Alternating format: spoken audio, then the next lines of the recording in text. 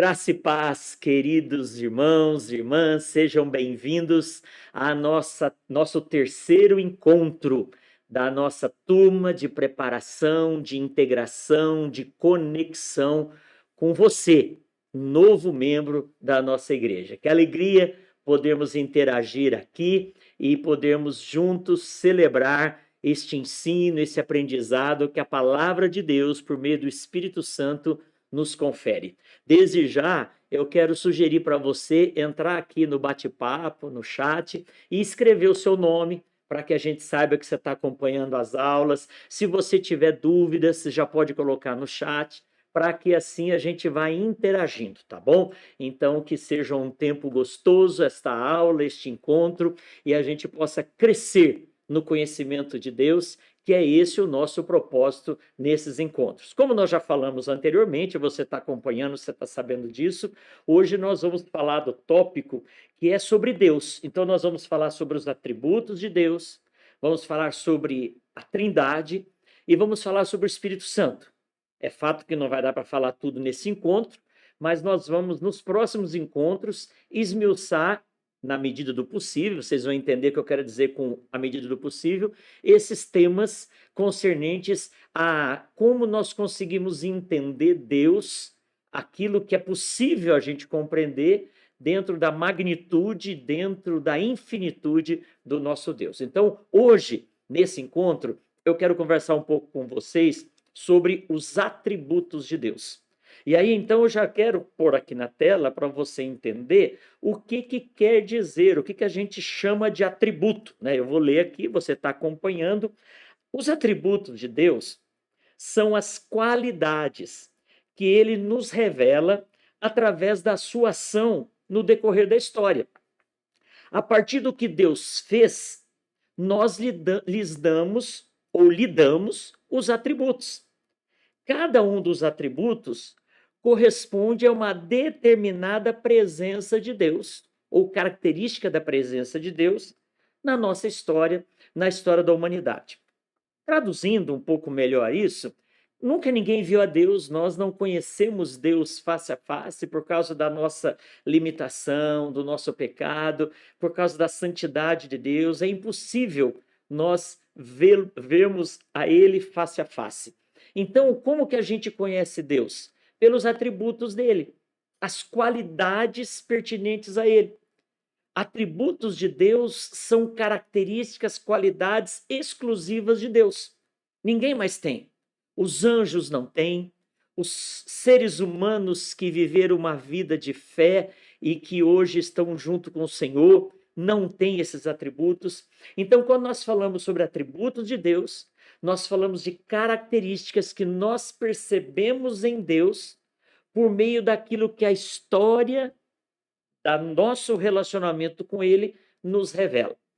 Atributos de Deus é uma forma de nós entendermos um pouco da grandiosidade do nosso Deus. E aí eu quero falar sobre alguns desses atributos com vocês hoje. E o primeiro atributo que eu quero mencionar, que eu quero aqui projetar na tela para você, é o fato de Deus ser amor. Então nós falamos isso, lá em 1 João capítulo 4, verso 8, está escrito que Deus é amor. Então esse é um atributo exclusivo de Deus. Nós, seres humanos, temos amor, compartilhamos amor, expressamos amor. Mas quando eu falo que eu expresso amor, eu também posso entender que em alguns momentos eu expresso outros sentimentos. Quando eu falo que eu tenho amor, em alguns momentos eu posso ter outros sentimentos. Deus não tem, Deus não expressa, Deus é. Então, esse atributo de Deus, Deus é amor. Eu aqui no slide estou passando alguns textos para vocês, e uma das ideias que eu tenho nesse curso não é dar tudo muito mastigadinho para você, porque senão você fica aqui me assistindo numa situação muito passiva e isso não é bom. Então, se você quiser dar uma pausa, ir lá na sua Bíblia, pegar esses textos que eu estou citando, de 1 João 4,8, 1 João 4,16, 1 João 4,7, Romanos 5,8, João 3,16 e tantos outros que eu vou estar citando para vocês aqui, a gente poderia editar esse vídeo e já colocar os textos aqui para você.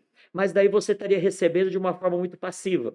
E essa interação sua com a Bíblia faz parte do nosso processo de aprendizado, de crescimento. Por isso, eu quero que você também exercite essa ideia de manusear a Bíblia, de acostumar a pegar a Bíblia. Se você quiser usar o aplicativo, tudo bem, mas você já me ouviu falando que eu entendo que a Bíblia de papel, impressa, ela nos dá uma visão panorâmica melhor do texto, daquela perícope. Então, eu sugiro que você sempre tenha aí uma Bíblia à mão para você manuseá-la.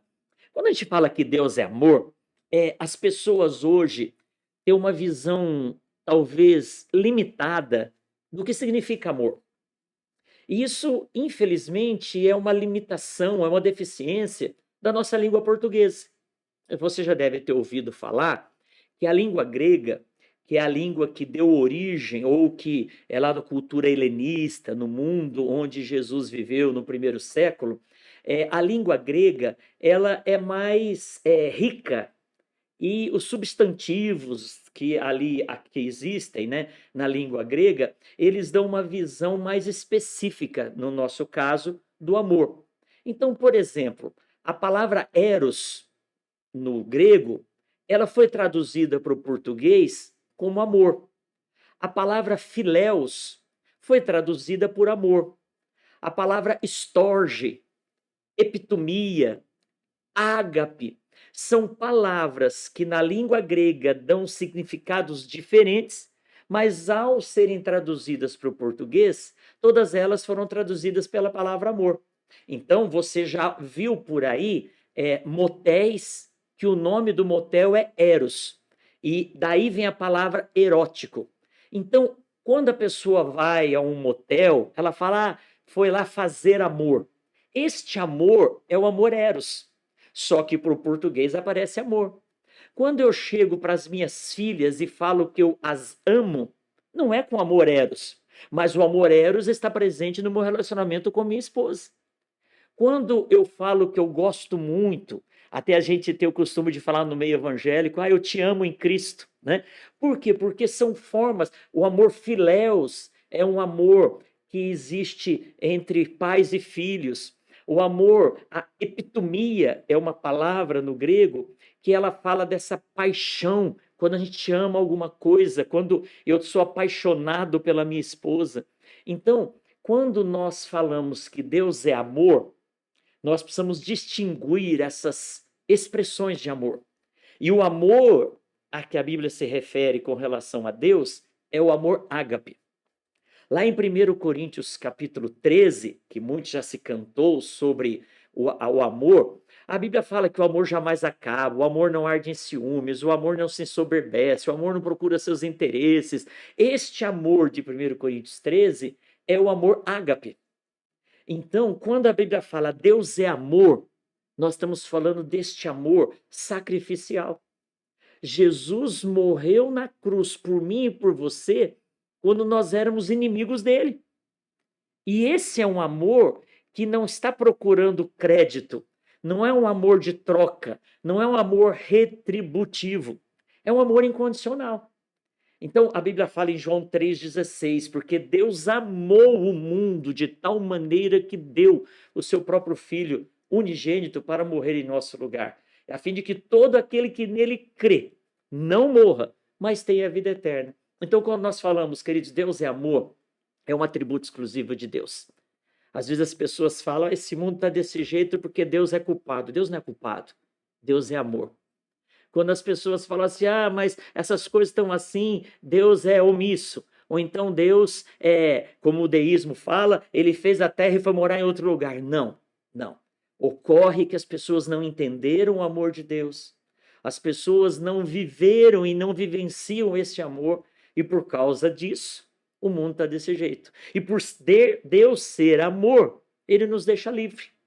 e aí as coisas muitas vezes estão do jeito que estão. Então, esse atributo que eu quero afirmar, o primeiro atributo, que Deus é amor, é essa característica de um Deus que, por mais que a gente tente explicar o amor que Deus é, ele precisa ser sentido.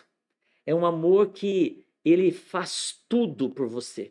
É um amor que ele te ama incondicionalmente. Deus não ama a gente porque a gente é bonzinho. Deus não ama a gente porque a gente só faz o certo. Deus não nos ama porque nós damos as coisas para Ele ou porque nós amamos o próximo. Tudo isso é muito bom. Mas Deus nos ama por quem Ele é e não por aquilo que a gente faz ou deixa de fazer. Então, esse é um atributo exclusivo. Não há ser humano, não há anjo, não há quem quer que seja qualquer criatura que possa se definir com esse atributo. Deus é amor. O segundo atributo que eu quero evidenciar aqui, e quando a gente começa a falar sobre isso, começa a dar um nó na nossa cabeça, e eu acho que eu sou provocativo nisso, porque essa ideia do nó faz a gente pensar, e eu quero falar então do segundo atributo de Deus, que é a ideia de afirmar que Deus é eterno. Então, esse é um atributo. A palavra eternidade no grego é aeon. E a palavra eternidade quer dizer que não há tempo. Então, como falar de um Deus que é atemporal? Como se referir a uma característica, a um atributo de Deus que não está preso ao Cronos, né? Lá no tempo da mitologia grega, existiam alguns deuses que estavam voltados para a questão do tempo. Então eram dois deuses lá, Cronos e Kairos. Cronos era o tempo do ser humano, Kairos era o tempo dos deuses. Então, nós, seres humanos, estamos presos ao tempo. Nós medimos o nosso tempo por segundo, por minuto, por hora, por dia, por semana, por mês, por ano. Como que Deus mede o tempo dele? Ou como que é medido o tempo de Deus? Na Bíblia está escrito de eternidade a eternidade. Tu és Deus. De novo, estou colocando aqui alguns versículos para você ter como referência. Se você quiser dar uma pause para procurar esses versículos, o Salmo 90, verso 2, Salmo 93, verso 2, Isaías 9, 6. Nós estamos falando de um Deus que é eterno. Existem inúmeros textos que falam sobre isso. O que quer dizer isso? Porque você já se pegou pensando, mas quem criou Deus? Ou então alguém já te perguntou e você não soube responder. Se você é pai e mãe, seus filhos já fizeram essa pergunta e você ficou meio sem saber como responder. E antes de Deus, quem tinha? Quem criou Deus? E a gente define, não como um dogma, que a gente tem de engolir aceitando como verdade, mas quando a gente tenta entender, a gente chega à conclusão que Deus não está preso ao tempo. Lá em Hebreus 13, 8 está escrito assim: Jesus Cristo é o mesmo ontem, hoje e o será eternamente. O que quer dizer isso? Deus não tem tempo. Jesus, enquanto homem, ele viveu aqui na terra. O credo apostólico fala, nasceu sobre o poder de Pôncio Pilatos. Então ele teve uma cronologia, ele teve uma época, ele nasceu quando politicamente quem dominava era o Império Romano. Então ele foi um ser temporal. Mas se você se lembrar, lá em Filipenses está escrito que ele se esvaziou da sua glória. Então Deus deixou algumas características da sua divindade no céu, sendo 100% Deus, para se tornar homem 100%. E era incompatível a eternidade com a humanidade. Por isso que Jesus morreu. Porque o que é eterno não morre. Mas ele, como ser humano, ele tinha uma limitação física que a morte chegou até ele. E você sabe a história, mais para frente nós vamos voltar nesse tema. Mas o que eu quero destacar é afirmar: Deus é eterno. Deus não foi criado. Antes de Deus não existe. Porque para nós é difícil entender isso, porque nós somos seres temporais. Nós somos seres ligados ao passado, presente e futuro. E quando a gente tenta entender Deus, a gente vai na nossa lógica, na nossa mente quadradinha, cartesiana, tudo bonitinho, e a gente não consegue entender. Mas é importante, ao pesquisar, a gente vai chegar à conclusão que esse ser superior, esse ser supremo, ele não tá, ele criou o tempo. Se ele criou o tempo, ele é maior do que o tempo. Lembra lá em Gênesis que fala que no primeiro dia Deus fez isso, no segundo ele criou as constelações, o universo. Então Deus criou. Se o tempo é uma criação de Deus e Deus é o Criador, Deus não se limita, o Criador não se limita pela sua criação. Então, um atributo de Deus é que ele é eterno. Os anjos foram criados e depois de criados, eles não têm mais fim. Nós, seres humanos, fomos criados, tivemos início e não teremos fim. Deus não teve início e nem tem fim. Você fala assim, mas como? Eu também não sei, eu tenho as mesmas dúvidas suas. E a resposta que eu dou para esse tipo de questionamento, decore esse versículo aí. Deuteronômio, capítulo 29, verso 29.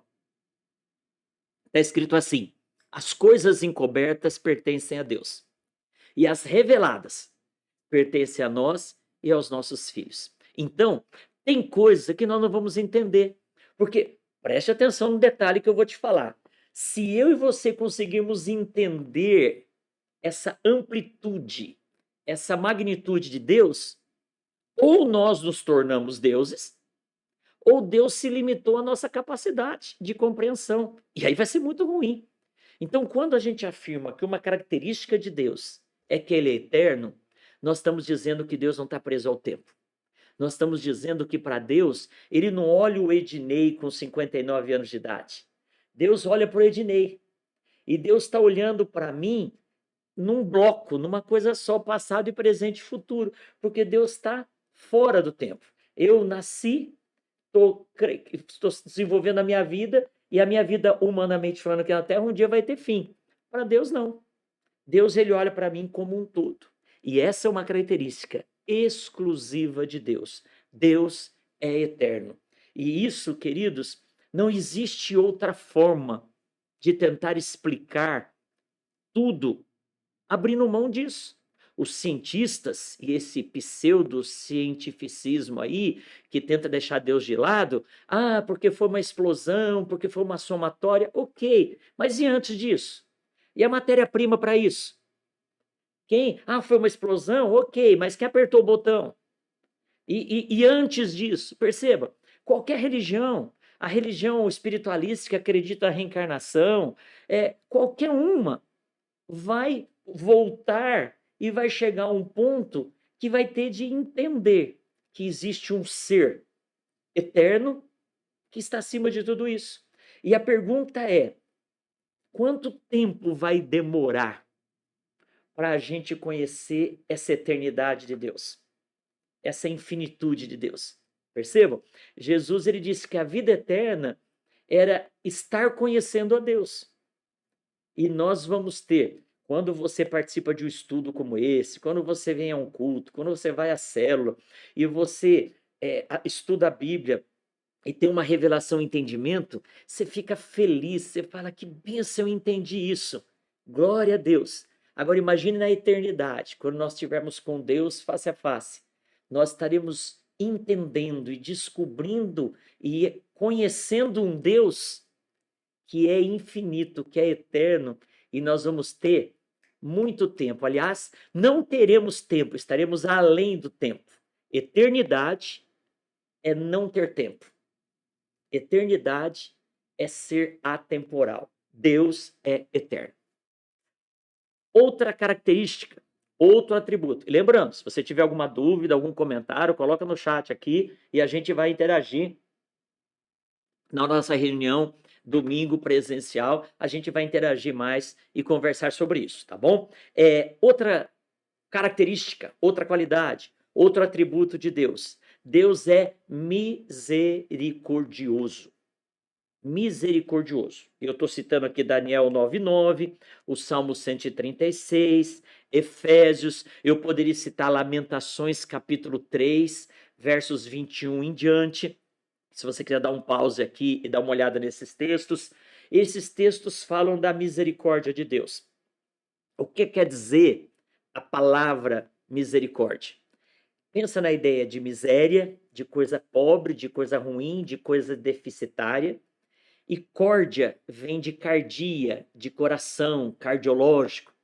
Misericórdia é quando Deus olha para a nossa miséria, quando Deus percebe as nossas limitações e ele tem um olhar misericordioso. Quer dizer o seguinte, ele não nos julga, ele não deixa vir sobre nós as consequências dos nossos equívocos, das nossas decisões erradas. O profeta Jeremias, ele estava dentro de um poço, sendo julgado, condenado, apedrejado numa cisterna, por estar pregando a palavra de Deus. E aí ele fala assim: eu quero trazer à memória o que me dá esperança, porque ele estava numa situação completamente desesperadora. E ele fala assim: as misericórdias do Senhor são a causa de não sermos consumidos. Elas não têm fim, elas se renovam a cada manhã. Então, queridos, alguém já fez uma definição que eu gosto muito dela, que misericórdia é quando Deus não deixa vir sobre nós os males que nós merecemos em decorrência das nossas decisões e atitudes equivocadas, erradas. Então, vou repetir para você. Misericórdia é o mal que a gente merece e Deus não deixa vir. Graça é o bem que eu não mereço e Deus me dá. Então, a Bíblia fala em Efésios capítulo 2, verso 8, que nós somos salvos pela graça, mediante a fé. Isso não vem de nós, é dom de Deus. Graça é um bem que eu não mereço e Deus me dá. A salvação é pela graça. Misericórdia é o mal que eu mereço e Deus não deixa vir. E por isso que o profeta Jeremias fala: as misericórdias do Senhor são a causa de não sermos consumidos. Elas não têm fim. A cada manhã elas são renovadas. Queridos, quantas vezes nós já ficamos nervosos e tomamos decisões e falamos coisas e julgamos de forma equivocada? Quantas orações a gente já fez com raiva? Você já imaginou se Deus deixasse? Uma vez, quando as minhas filhas, a maioria que conhece, as conhece, elas eram pequenas, eu era muito radical nos meus posicionamentos, eu achava que a educação tinha de ser muito limitadora em alguns aspectos, e um dia a Solange falou para mim: bem, você precisa ser mais misericordioso com as meninas, porque se Deus te tratasse igual você trata as meninas, você estava perdido. E aquilo foi uma exortação de Deus ao meu coração, porque eu era muito disciplinador, eu era muito sério. Depois daquele dia, eu decidi usar de misericórdia. E às vezes, quando eu via que elas estavam fazendo alguma coisa que era errado, eu fazia de conta que eu não estava vendo, eu virava as costas. Porque se elas soubessem que eu estava vendo e não disciplinasse, elas iam relaxar na educação. Então, se eu disciplinasse, eu estaria sendo muito radical, porque era uma coisa que talvez eu, no lugar delas, também estivesse fazendo. Então, o que eu fazia? Meio que eu disfarçava, dava as costas, dava a impressão que elas estavam fazendo sem eu perceber. Isso era uma forma de eu ser misericordioso com elas. Então, usando esse exemplo, é como se Deus olhasse para mim e para você e falasse assim: se eu for agir mediante o que ele está fazendo, ele está perdido. Então eu vou usar de misericórdia. Eu vou olhar para a miséria dele com o meu coração e vou permitir que ele não sofra as consequências dessas burradas que ele está fazendo ou decidindo. Deus é o único que, na sua essência, é misericordioso. Nós não somos. Nós, quando alguém faz alguma coisa errada, pisa no nosso pé, quando a gente acha que alguém não agiu corretamente, a gente quer tripudiar, a gente quer vingar, a gente quer que as coisas aconteçam do nosso jeito. Nós precisamos aprender sobre esse atributo de Deus. Deus é misericordioso. Aí eu quero falar, na sequência, de 3 atributos, vou falar cada um deles, mas eu vou citar os 3, que é: Deus é onipresente, onisciente e onipotente. esses textos é Salmo 139, Lucas capítulo 1, Salmo 91, e existe, se procurar aí um dicionário bíblico, procura no aplicativo aí que tem muito, dá um Google aí, você vai ver quantas referências tem para esses atributos. O que quer dizer isso, pastor? Deus é onipresente, Deus é onisciente, Deus é onipotente. A palavra onipresente quer dizer que Deus está em todos os lugares ao mesmo tempo. Como é isso? É assim. Para pensar, se Deus não tem tempo, se Deus é um ser atemporal, ele, quando eu falo, ele está em todos os lugares ao mesmo tempo, é porque ele está fora do tempo. Se você se lembrar da teoria da relatividade que Einstein decodificou, e foi a partir dela que muitas coisas aconteceram, é a relação que há entre a velocidade e o tempo.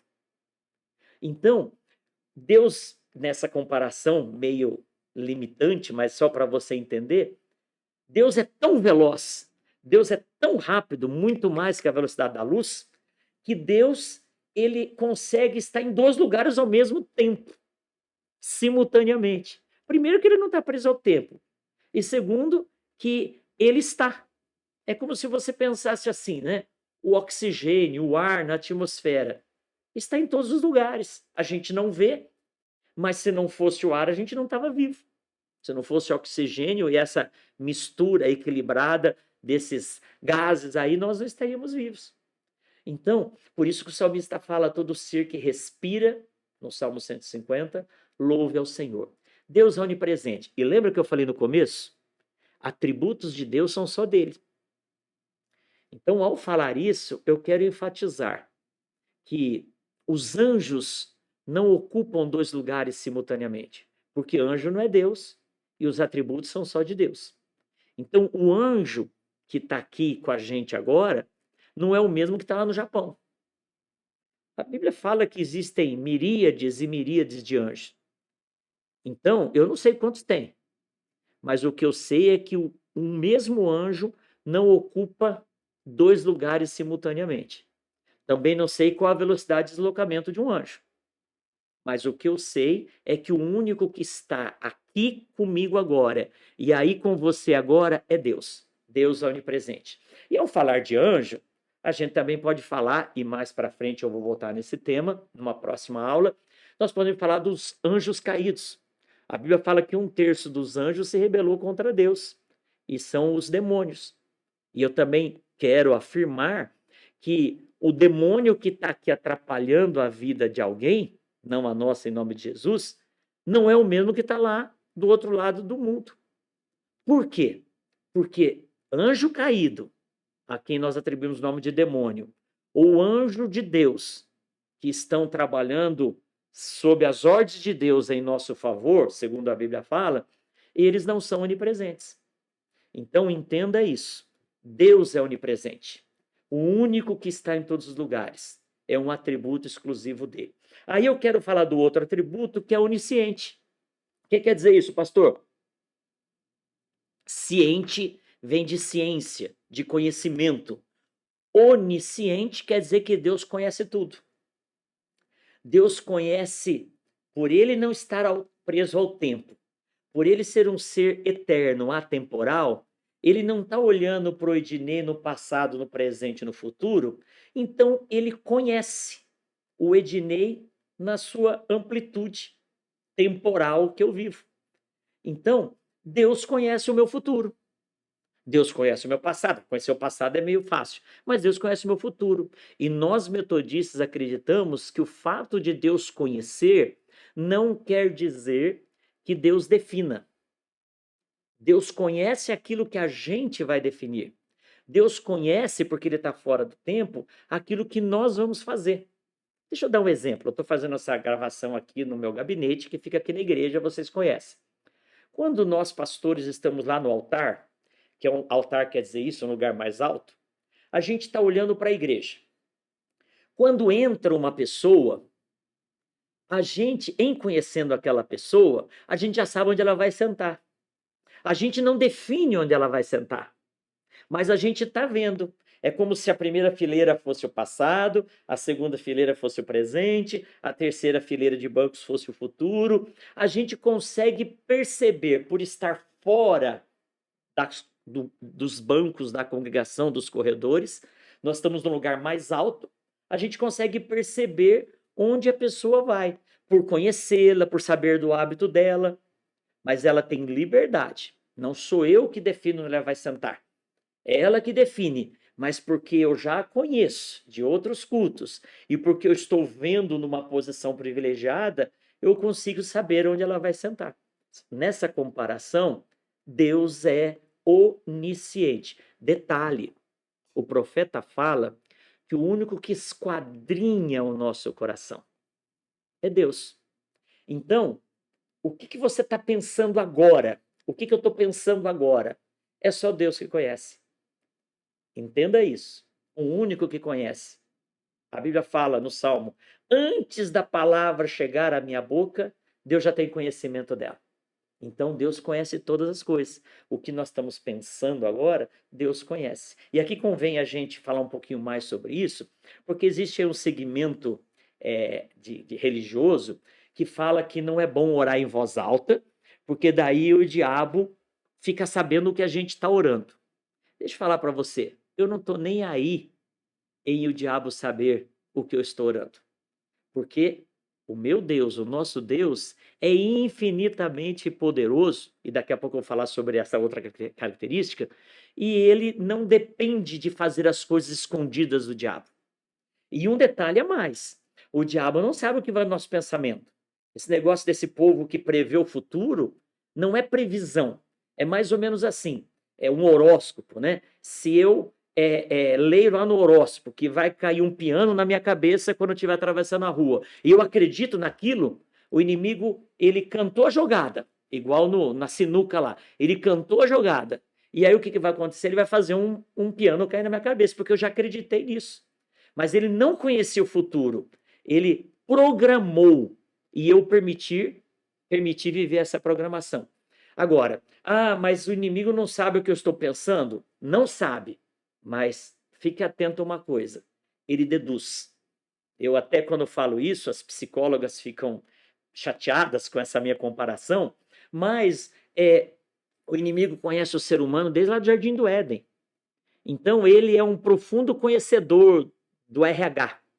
E você sabe que hoje existem técnicas da área da psicologia, por exemplo, numa entrevista, numa reunião lá do RH, num processo seletivo, a forma como a pessoa cruza os braços, a forma como a pessoa fala e gesticula durante uma entrevista, o avaliador consegue perceber se ela está nervosa, se ela está mentindo, se ela está falando a verdade. Então, o inimigo, ele não sabe o que vai no meu pensamento, mas ele percebe quando a pupila dos meus olhos dilata. Ele percebe quando há uma descarga de adrenalina no meu sangue porque eu fiquei nervoso, eu fiquei com medo. Então o inimigo não sabe o que vai no nosso pensamento porque o único que tem o atributo divino da onisciência é Deus. Todavia, o inimigo percebe as coisas. Então, não estou nem aí se ele percebe ou não, porque nós estamos guardados e protegidos por aquele que é onipresente, onisciente, e ele cuida da nossa vida. Então, é importante, e aí, eu não sei se até por causa disso que um dos apelidos, um dos atributos dado ao inimigo, né, se a gente pode dizer assim, mas as qualidades dele, é que a turma fala que o diabo é o cão, né? E uma das características do cachorro, o cachorro tem um olfato extremamente apurado. E o cachorro consegue perceber quando você está com medo. Você já percebeu isso? Que normalmente o cachorro, ele implica com quem não gosta dele? O cachorro implica e avança naquele que já estava com medo? Porque quando a gente fica com medo, a gente tem uma descarga de adrenalina até para equilibrar a nossa química, a nossa biologia, para a gente não ter uma síncope. O cachorro sente no nosso perfume, no nosso aroma, que a gente está com medo ou que a gente não gosta dele. O diabo sente. Então, por isso que Jesus fala, não tenha medo, tenha fé. Porque fé e medo ocupam o mesmo lugar na nossa vida. Quando eu estou com fé, eu avanço. Quando eu tenho medo, eu retrocedo e o inimigo cresce. Um exemplo claro para ilustrar isso é a história de Jesus quando andou sobre as águas. Jesus falou, Pedro estava com medo, achando que era um fantasma, uma tempestade na madrugada. Quando Jesus fala, sou eu, não temas, Pedro falou, então manda eu ir ter contigo. Jesus falou, vem. E Pedro saiu do barco e andou sobre as águas. Não andou pouco, porque a hora que ele afundou, não deu para ele segurar na borda do barco. E ele estava perto de Jesus, porque Jesus estendeu a mão para ele. E Jesus não devia estar perto do barco, porque eles confundiram Jesus com um fantasma. Então Pedro deve ter dado alguns passos sobre as águas. E a Bíblia fala que quando Pedro olhou para a força do vento, ele teve medo, porque ele tirou os olhos de Jesus e ele afundou. Então, medo ocupa o lugar da fé. Fé ocupa o lugar do medo. E Deus nos fez, a Bíblia fala que sem fé é impossível agradar a Deus. Deus é onisciente, ele te conhece nos detalhes, você não precisa ter medo. Terceiro atributo dos onis, Deus é onipotente. Pastor, o que quer dizer onipotente? Aí Lucas fala isso, Salmo 91 fala isso. Quer dizer que Deus tem todo o poder. Lá em Mateus capítulo 28, versos 18 em diante, quando Jesus ele dá a grande missão para nós, comissão, ele fala assim, toda autoridade me foi dada nos céus e na terra. Ide, portanto, indo, façam discípulos. Queridos, não há poder que não seja de Deus, porque ele tem todo o poder. Deus é onipotente. Não há algo demasiadamente difícil para Deus. Quando Deus falou para Moisés que o povo estava reclamando que tinha pouca comida e era maná, que eles estavam enjoados, Deus falou para Moisés, pode avisar esse povo que eles vão comer carne até sair pelo nariz. Moisés falou, Deus, mas tem boi tanto assim aqui por perto? Deus virou para, se fosse nordestino, e falou, gente, você está duvidando de mim, Moisés? Você acha que porventura minha mão se encolheu? E aí Deus mandou aves, que o povo comeu carne até sair pelo nariz. Deus é o Todo-Poderoso. Deus é onipotente. Ele tem todo o poder. Se alguém está usando o poder, é porque nós não estamos usando. Se Deus deu todo o poder e autoridade para nós, que poder que o diabo tem? É aquele que a gente não usa. É aquele que a gente não pratica. Então, se eu usar o poder que Deus tem nos dado, nós seremos mais do que vencedores. Quando Jesus falou para os discípulos, fiquem em Jerusalém, até que do alto vocês vão ser revestidos de poder, e vocês vão ser minhas testemunhas, Jerusalém, Judeia, Samaria, até os confins da terra. Então, onipresente, onisciente, onipotente, todo poder Deus tem, emana dele, e é para que o nome dele seja honrado e glorificado. Outro atributo de Deus, Deus é perfeito. Mateus 5,48 fala isso. Deus é perfeito e ele pede para nós seguirmos a perfeição dele. Em Deus não há falha, em Deus não há erro. Quando a Bíblia fala assim, lá na história de Noé, Deus se arrependeu de ter feito o homem, não quer dizer que Deus errou e reconheceu que ele tinha errado, mas quer dizer que Deus decidiu que não ia mais fazer daquele jeito. O que eu fiz na minha perfeição. E na minha perfeição, agora eu vou fazer diferente daqui para frente. Então, quando fala Deus se arrependeu, não quer dizer que Deus tem errado, mas quer dizer, o arrependimento quer dizer mudança de atitude. Deus mudou, começou outra dispensação. Deus mudou a forma pela qual ele ia tratar o ser humano. Então, quando nós falamos que Deus é perfeito, Deus não fura o esquema. Deus não falhou nos planos dele. Não há uma promessa de Deus que não tenha sido cumprida, que era para ter sido. E se tudo que ele falou que ia acontecer, aconteceu, nós podemos ter a certeza que o que está por acontecer, vai acontecer. Porque um dos atributos de Deus, e é só dele, ele é perfeito. Deus é justo. Aí já entra um outro atributo dele. Eu vou dar uma aceleradinha aqui, porque eu não quero que a gente se prolongue muito nesse encontro, nesse terceiro encontro, nessa aula. Mas Deus é justo. Eu vou fazer aqui, falar dos três juntos. Deus é santo e Deus é espírito. Deus é justo, Deus é santo e Deus é espírito. Pastor, o que quer dizer Deus é justo? Queridos, tem uma um conceito teológico que é compreendido como universalismo. O que é universalismo, pastor? É a ideia que na hora H Deus vai salvar todo mundo. Porque afinal de contas Deus é amor. Se Deus é amor, ele na hora H ele vai dar um jeitinho e vai pôr todo mundo pro lado bom. Se Deus fosse só amor, ok, isso poderia acontecer. Mas a Bíblia fala que também Deus é justo. E eu sempre falo isso. A pessoa que não gosta de Deus, a pessoa que não gosta de seguir os princípios da palavra de Deus, a pessoa que não gosta de viver com o povo de Deus e que não ama as coisas de Deus, se Deus levar essa pessoa para o céu contra a vontade dela, o céu vai ser o inferno para ela. Para pensar. Tudo que acontece lá ela não gosta. Então Deus é tão justo que deixa ela livre para escolher. Então, quando eu falo que Deus é justo, eu estou dizendo que o plano de Deus sendo perfeito, ele contempla a justiça. Deixa eu dar um exemplo para você.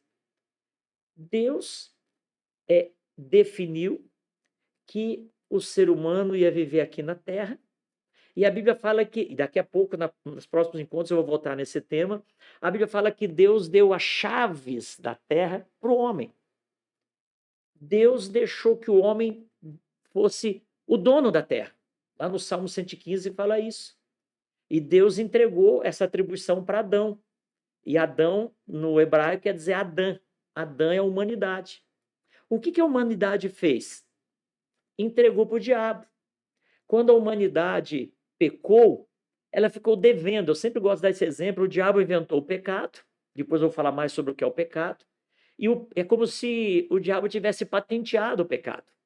E quem hoje usa a invenção dele tem de pagar royalties para ele.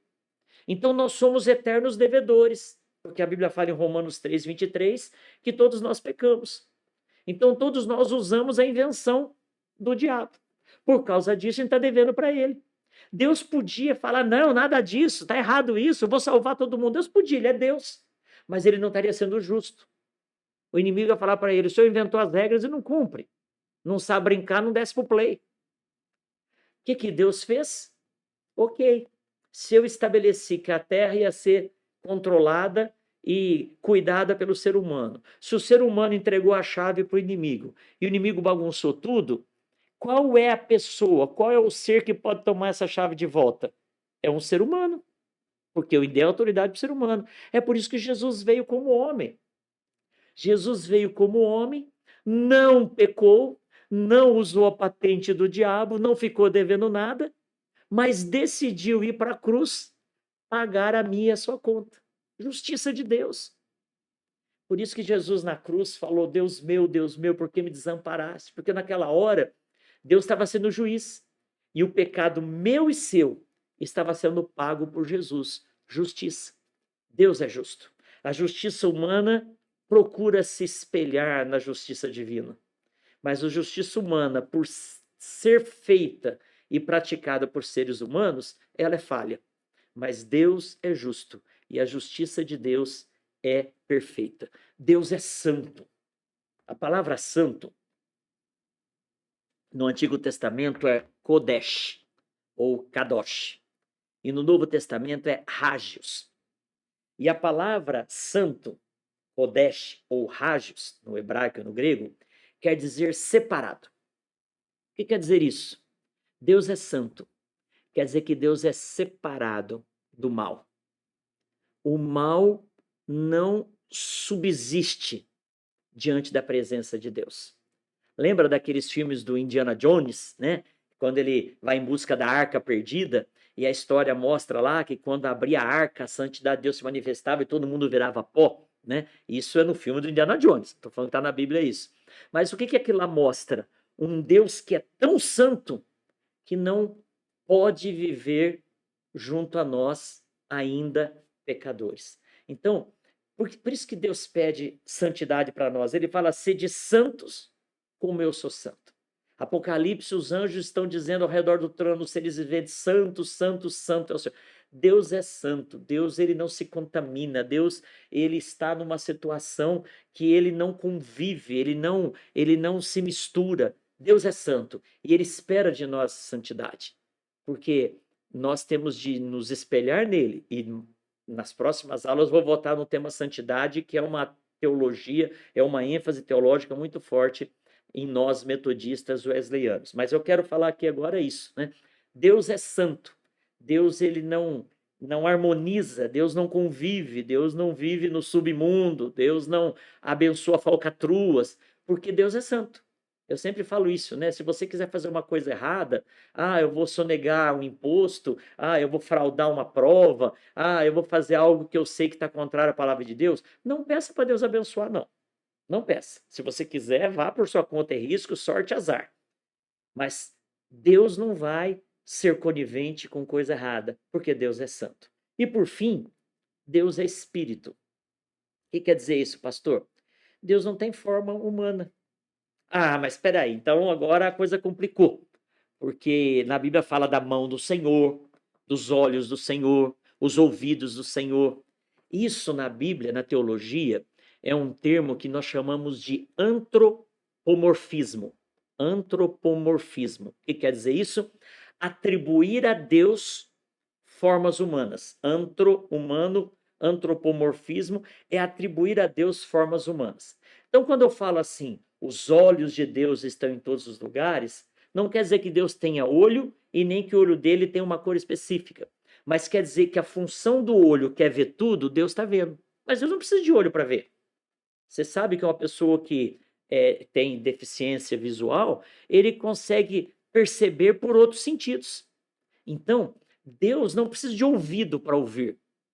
Mas qual a função do ouvido? Exercer o sentido do ouvir. Deus nos ouve, mesmo sem precisar ter ouvido. Então, quando a gente fala dos olhos, das mãos, do corpo, é uma linguagem teológica. Sabe quando você vai falar com uma criança? Tem pessoas aqui na igreja que são pós-doc em algumas áreas da ciência. E elas têm filhos pequenininhos. E quando elas vão conversar com os filhos, elas falam numa linguagem que os filhos entendam. Agora, quando elas estão conversando com os seus pares cientistas lá na universidade, no centro de pesquisa, elas usam uma linguagem própria para aquele ambiente. Então, Deus, ele usa uma linguagem para falar com a gente, para a gente entender. E essa linguagem não quer dizer que Deus tenha características humanas. Deus é espírito. Mas, pastor, a Bíblia fala que nós somos semelhantes a ele. É verdade. E eu concluo a aula de hoje falando sobre isso. A Bíblia fala que Deus fez Adão do pó da terra. Se foi em um segundo ou se foi um processo que demorou um pouco mais, não importa. A ciência está aí para descobrir esses detalhes. Mas a Bíblia afirma que Deus soprou no ser humano o fôlego da vida. Então imagine a cena, só para ilustrar. Adão, Deus acabou de fazer, e quando a Bíblia fala que Deus fez, ele colocou a mão, então nós temos a impressão digital de Deus, lembrando que a mão não quer dizer que Deus tinha mão, mas quer dizer que a mão faz, então Deus fez. E aí o texto nos diz que Deus soprou no ser humano o fôlego da vida. A palavra sopro, vento em movimento, no Antigo Testamento é nefesh, no Novo Testamento é pneuma. Essa palavra foi traduzida por Espírito Santo. Tanto é que a área da ciência teológica que estuda o Espírito Santo é pneumatologia. E o pneu, ou uma prensa pneumática, é porque tem ar comprimido lá dentro. Então, quando Deus sopra em Adão e Eva, ele sopra o Espírito Santo. Ele sopra ele mesmo dentro da gente. E é como se Adão, ainda sendo uma massa mole, ele desse uma estufada. E essa estufada foi de acordo com o sopro. Então nós somos semelhantes a Deus por dentro, espiritualmente falando. Não no físico, por dentro. Deixa eu dar um exemplo. Quem já foi aqui em Poços de Caldas, lá no sul de Minas, e conheceu as cristalerias, eu quando vi a primeira vez, eu pensei, e eu quero fazer essa comparação para ilustrar. Quando a gente vê uma cristaleira, não sei como lembra agora, como chama, um cristaleiro, o cara que está lá produzindo os cristais, o que ele faz? Ele pega aquela sílica incandescente a 800 graus centígrados, aquela massa de vidro incandescente vermelha, ele coloca um tubo de inox comprido, e ele começa a soprar. E aquela massa vai tomando a forma de um vaso. E ele vai por fora, no chão, alisando, e ele vai soprando, e aquele vaso, ele é formado a partir do sopro daquele que está fabricando. Então, nessa comparação, nós fomos feitos a partir do sopro de Deus, e o sopro de Deus é o Espírito Santo. Então, nós somos semelhantes a Deus, a imago Dei, é o fato de termos o Espírito Santo. Quando eu me converti, uma frase que chamou muito a minha atenção: Jesus tem o tamanho do vazio do seu coração. E o que quer dizer isso, pastor? Um outro exemplo para a gente terminar. Quando você pensa numa luva, a luva foi feita a partir da mão. A luva é semelhante à mão. A única coisa que preenche uma luva por completo é a mão. Se eu colocar uma caneca dentro da luva, dependendo da luva, ela vai entrar, mas não vai preencher totalmente. E conforme for, vai até rasgar a luva. Então, a única coisa que dá sentido para a luva e preenche a luva totalmente é a mão, porque a luva é semelhante à mão.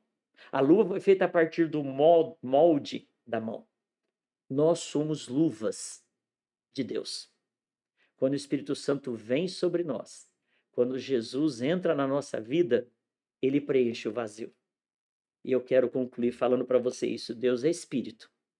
E Deus, por ser Espírito, ele não tem uma forma humana. Deus, ele tem a forma que ele quer, de acordo com o que ele quer transmitir para mim e para você. O que você tem colocado na sua vida? É Deus? Tem gente que coloca drogas, dinheiro, relação profissional, família, sexo, vícios, tentativa de preencher o vazio. Mas a única coisa que vai ser totalmente preenchível, ou que vai poder preencher, é Deus. Quando você entrega a sua vida para Jesus, e se você ainda não fez, eu te convido a fazer hoje, agora. Você fala: Jesus, vem aqui e preenche a minha vida, por favor. Porque eu já tentei preencher com outras coisas, mas ficaram muitos vazios e acabaram rasgando a luva por dentro. E só o Senhor tem o tamanho exato deste vazio que eu estou sentindo. Que alegria estarmos juntos nessa terceira aula, onde aprendemos sobre os atributos de Deus, que são qualidades de Deus, que nós percebemos a partir do que a palavra revela sobre ele, e qualidades exclusivas dele, que nós podemos aprender e podemos ter sinais dela na nossa vida. Amém?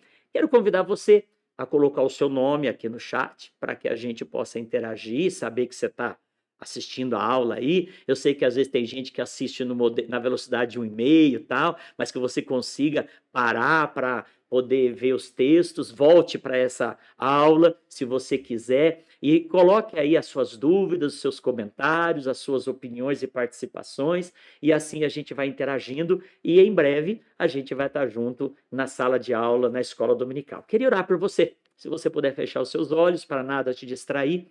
Senhor Deus, eu te agradeço por essa oportunidade de interagir com o meu irmão e a minha irmã.